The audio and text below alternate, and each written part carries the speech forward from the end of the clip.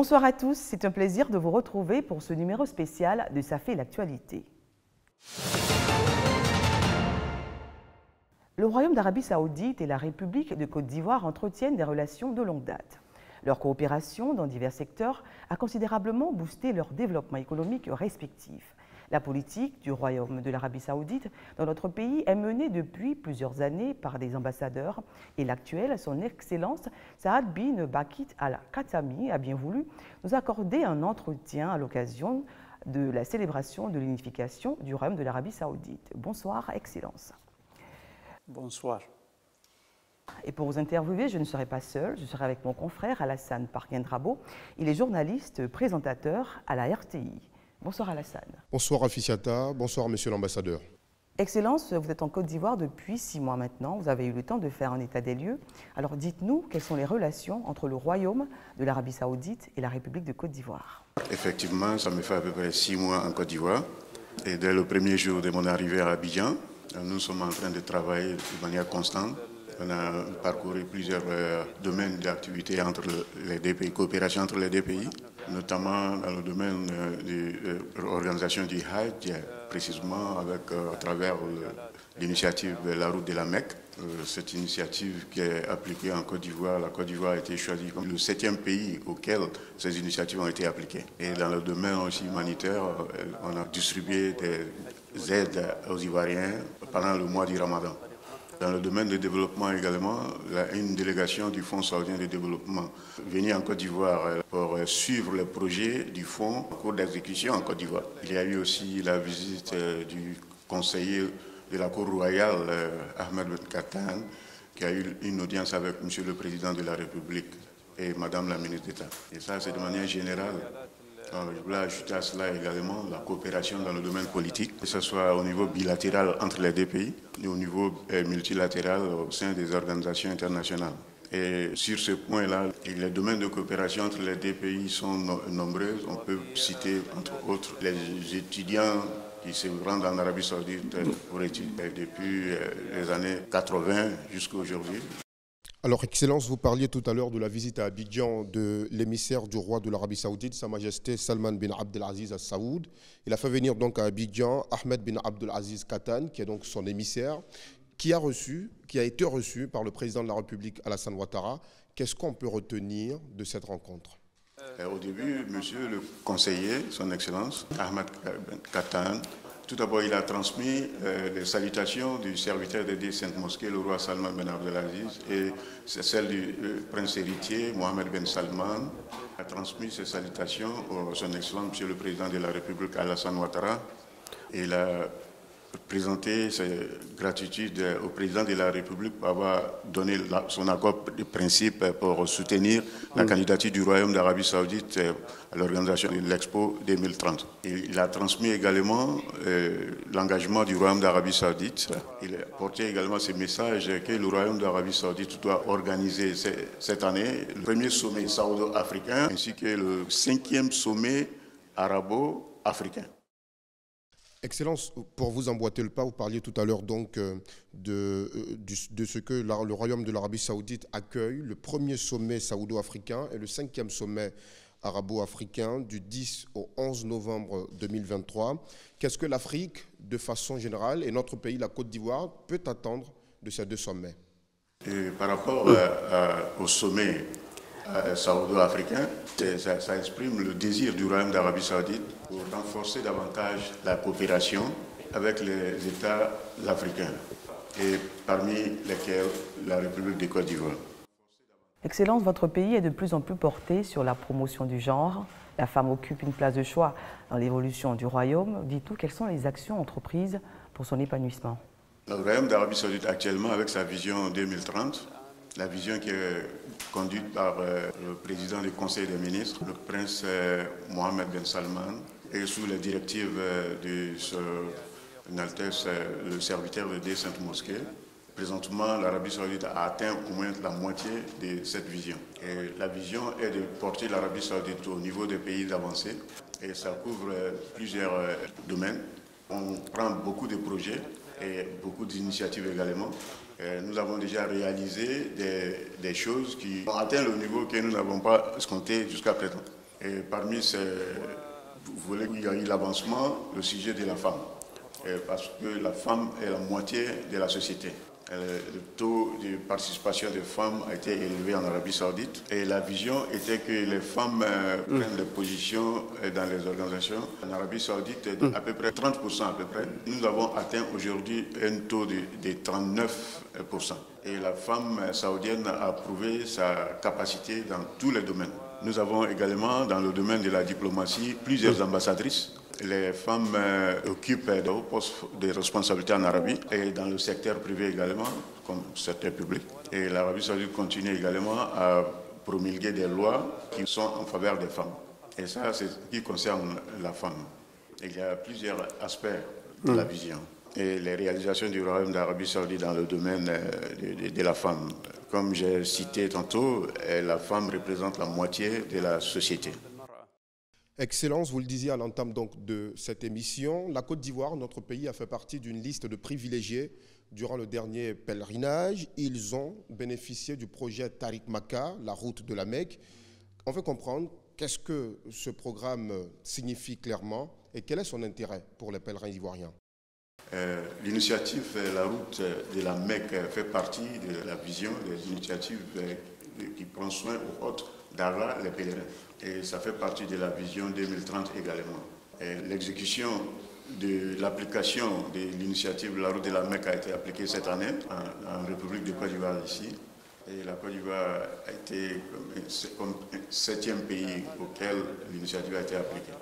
Et cela vient de la décision du Royaume d'Arabie Saoudite pour donner des services et prestations qu'il faut aux invités d'Allah. Et c'est ce qui est du coutume en Arabie Saoudite depuis l'époque du père fondateur, le roi fondateur, Aziz, qui est paix à son âme, et tous les rois qui ont précédé, le roi Salman Ben Abdelaziz, que Dieu le protège, ainsi que le prince héritier Mohamed Ben Salman, que Dieu le protège également. L'application de la route de la Mecque, l'objectif vise à faciliter les tâches pour les hôtes, les pèlerins, les hôtes d'Allah. Et leurs bagages sont remis ici à Abidjan à travers des sociétés spécialisées et ils vont recevoir les bagages à leur arrivée à la Mecque. Et cette initiative rend facile les choses aux pèlerins. Moi, personnellement, j'ai travaillé avec beaucoup, fourni beaucoup d'efforts pour l'application de cette initiative. Je remercie le gouvernement de la République de Côte d'Ivoire, avec à sa tête le président Alassane Ouattara. Je remercie également Madame la ministre d'État, ministre des Affaires étrangères, et le ministre de l'Intérieur, qui ont contribué de manière très forte au succès de cette initiative. J'ai également appris à travers leur coopération l'importance que la Côte d'Ivoire donne aux pèlerins. Je remercie également l'équipe saoudienne qui est venue pour l'application de l'initiative. Des jeunes filles et des jeunes garçons ont fait leur travail avec professionnalisme. Je me suis rendu là, sur le terrain pour voir effectivement leurs efforts. L'initiative a eu beaucoup de succès en Côte d'Ivoire. Ça m'a fait porter beaucoup de bonheur, moi, personnellement. Alors, vous le dites, Excellence, c'est une initiative, le projet Tariq Makka, qui a apporté énormément de bienfaits aux pèlerins ivoiriens. Alors, ils se demandent si Tariq Makka pour la Côte d'Ivoire s'est terminé ou bien s'il y a des perspectives pour les éditions prochaines du pèlerinage à la Mecque. L'initiative, selon ma connaissance, sera continuelle. Et les spécialistes dans les deux parties, ils sont en contact permanent et les contacts, même les préparatifs vont débuter pour le prochain Hajj également. Nous sommes optimistes par rapport à ça. Moi, mes ambitions sont grandes.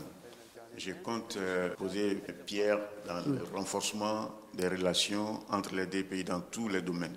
Je profite de cette occasion pour confirmer que toutes les réunions, les rassemblements qui ont été organisés en Côte d'Ivoire ici dans ces deux sens-là, l'Arabie Saoudite a participé dans ces événements. Et je compte travailler dans le domaine du renforcement, dans le domaine de l'investissement et l'échange commercial entre les deux pays. Les domaines sont nombreux. On travaille également sur le dossier de la femme et les enfants. Et outre la coopération qui existe avec le Fonds saoudien de développement et avec le Centre Roi Salman de secours pour les œuvres humanitaires. Alors, Excellence, quels sont aujourd'hui vos projets pour le renforcement de la coopération entre nos deux pays? Moi, mes ambitions sont grandes.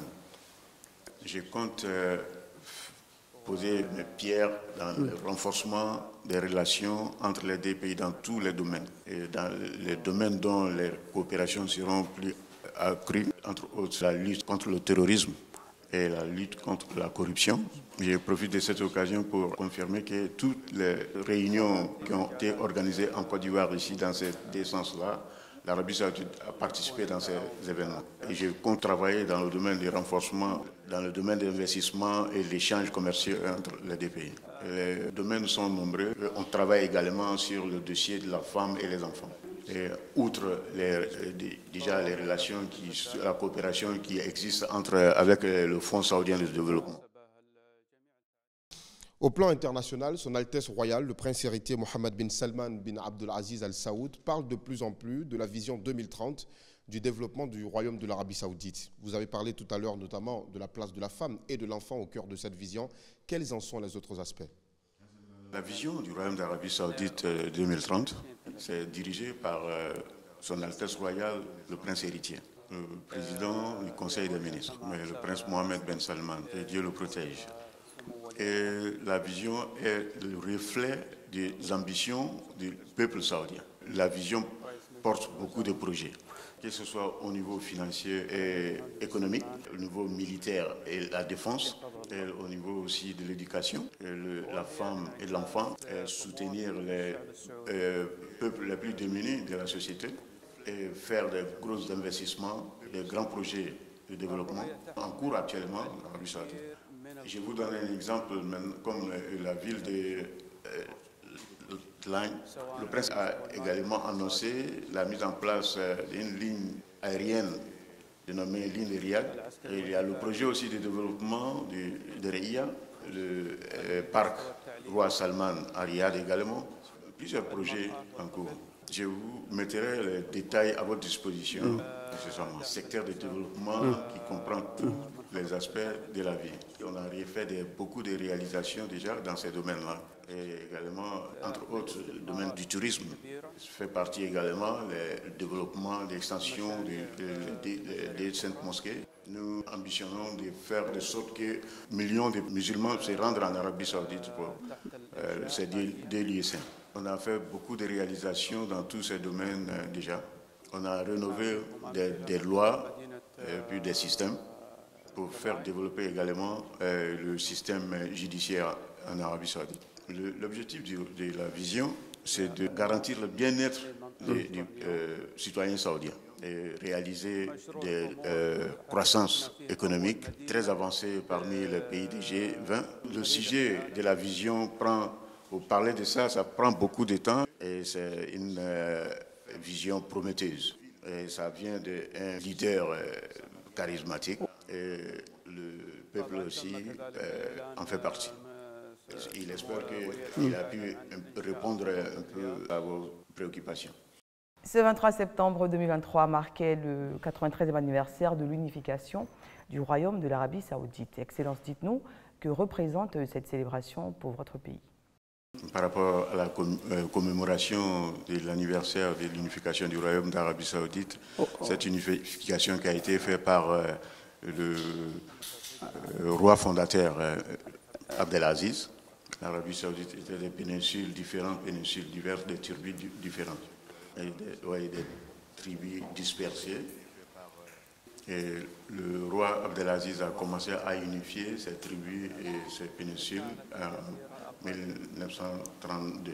L'unification a atteint le bout en 1932, 3 septembre précisément 1932.